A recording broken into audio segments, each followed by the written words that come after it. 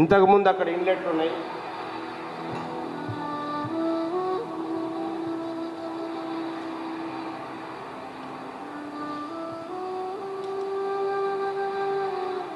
ఈ పక్కదేమో left side అంతకుముందు నీళ్లు చాలా పద్ధతిగా మంచి వాళ్ళు రోడ్లు వేసి కట్టు. ఇది పోలీసు వాళ్ళు విధ్వంసం చేసిన తర్వాత. ఈ వీడియో కూడా మీడియా మిత్రులే కవర్ చేశారు. ఇది కూడా ఇది చూసిన తర్వాత ఒక్క నిమిషం.